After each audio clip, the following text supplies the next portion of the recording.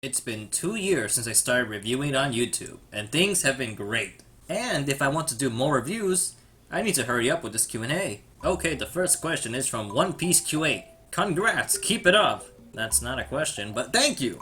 From Lazy77. How did you get into JoJo and North Star? The very first thing I saw of Kenshiro was a movie being displayed in Blockbuster. But I don't remember what first introduced me to start researching the series. I think it might have been Funimation's old site that had the streaming rights for the series. But I do remember it took me a long time for me to really gain a passion for Fist of the North Star. I verified this on my old Hulu account, and as you can see, it did take a considerable amount of time. However, it was through the Legends of the Dark King anime, a 1986 movie, that led me to start reading the manga and finish the series. Then it was during the summer where I started to watch the anime as I bought them. To get into it, I recommend these titles, then read the manga, for the anime can be slow at times. As for JoJo, the first thing I ever saw was the OVAs covering part 3, and the first I ever heard of anything from the series was due to Dio Brando from Jesu Otaku's list, then later on in Gigak's list. I remember when I was browsing on YouTube, I came across parodies of Kenshiro's Atata, such as this one.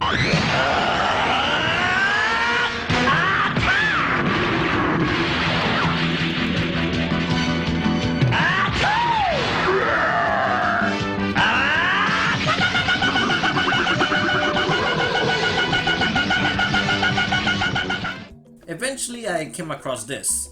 Your son.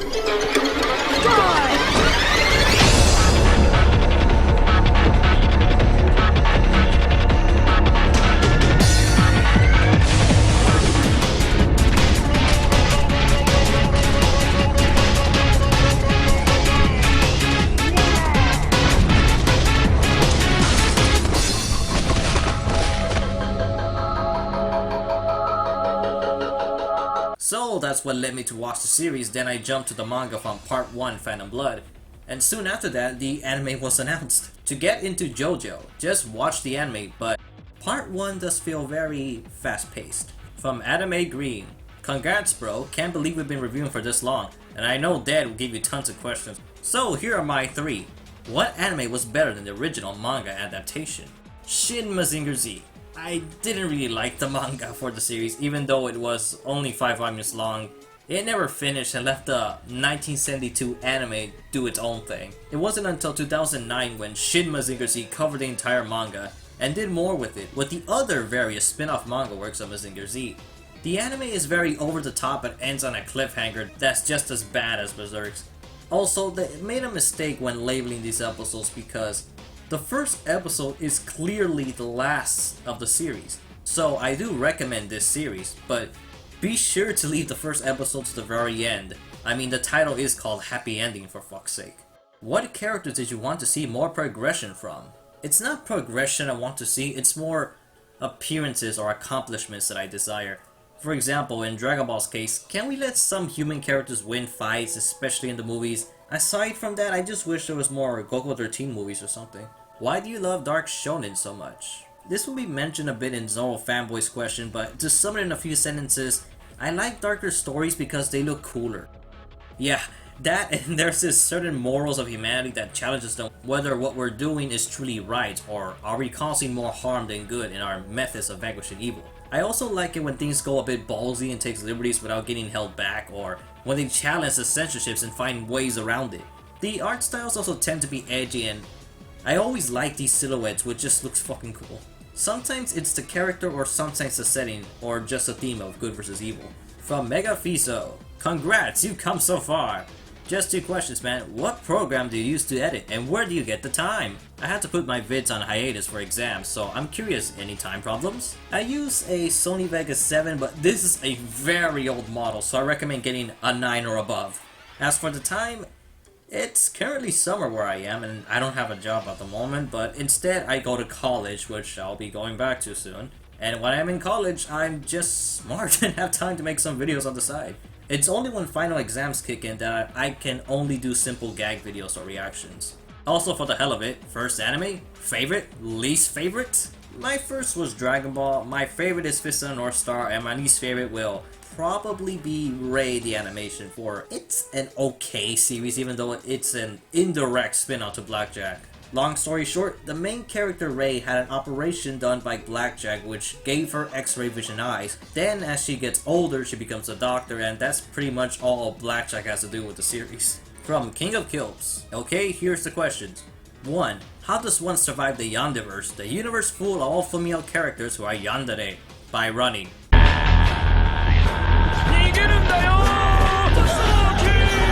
2. Guts vs Amon from Devilman. I know for certain the Dragon Slayer can injure the God Hand, but Amon can apparently create tsunamis and natural disasters when he was fighting Satan. 3. Hellsing Nazi vampires vs JoJo Nazi cyborgs. From what I can tell, the vampires in Hellsing don't seem to be weakened by the sun, since almost everyone can just walk it into like nothing. Also, apparently the bullets have to be blessed or something so they can be effective in killing vampires and ghouls, so unless you're carrying some blessed weaponry, the JoJo Nazis will need some more firepower.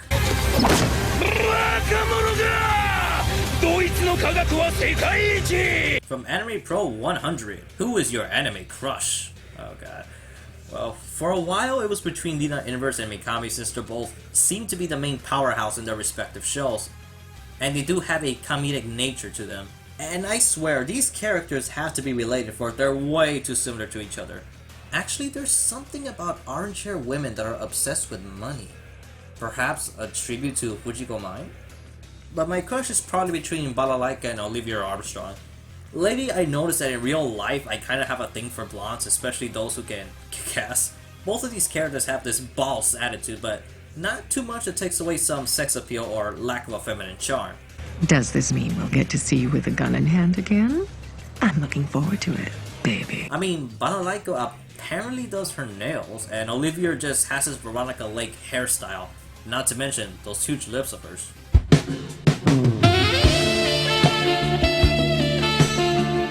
Juicy. From Zoro Fanboy 124, how do you think that GetBackers stacks against the mainstream shonens of today? I'm not sure how to reply to this with the recent reactions I received from you from reading the manga. I'm not going to say any spoilers, but I will hint at things. To me, what makes GetBackers appealing is the episodic nature of doing jobs, much like Lupin the Third, Gogo 13, and Dirty Pair. The difference here is that there's an emphasis in fighting in a shonen fashion. I feel GetBackers should appeal to everyone, since all the characters' powers are different. Lastly, the ending is a twist, and the entire series since the Limitless Fortress arc has been hinting at the ending. Think of something like M. Night Shyamalan kind of twist, only it works. Also, there were moments throughout the series that made me think of Fullmetal Alchemist, except there's a lot of biased shonen undertones within the series, but it should be fine if it got a reboot. And the comments from Hello Sengoku. You make me want to watch GetBackers again! What underrated ongoing manga would you like to see get more appreciation? I feel that perhaps this seinen manga known as Wolfsman might be big. Maybe. It's a medieval setting series that just barely got licensed this year and apparently only has about 3 or so volumes in Japan. The series is apparently about tales taking place at this border station named the Wolf's Maw, where people try to sneak across the border only to be killed in the process. The plot is to basically expose the corruption of the nobles, and that's all I can say with reading 3 chapters, and not many scanlations seem to be available. I don't even know if there's a main character in the story, but I can say that this character, Wolf's Ramp, can potentially be a new favorite villain for me. Do you think that anime and mangas of today lack something, and that is why you prefer some of the older series as opposed to the newer ones? By the way, congrats on the 2 years, man. Keep up the entertaining videos. Thanks, and now this goes back to Adam's question on why I like Dark Shonen. As the years went by, I started noticing my taste in series and what types of stories I enjoy. Recently, I noticed that I judge anime by their appearance.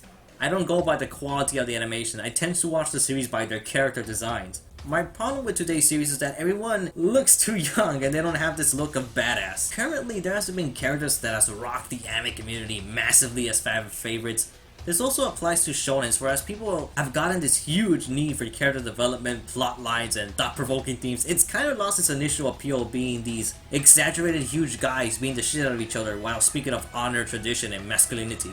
Believe it or not, even the original name for mechas were super robots, but then it changed due to series like Gundam, which had a military approach to the genre. That's how much series has changed with the demand of more material. Even Shonen Jump artwork were a lot more detailed back then. I mean, the manga from 2009, Kongo Bancho, is a huge tribute to the 80s where even the common people are saying, we don't see characters like you anymore. What I'm trying to say is that I like seeing things from the past where there's more passion into those works.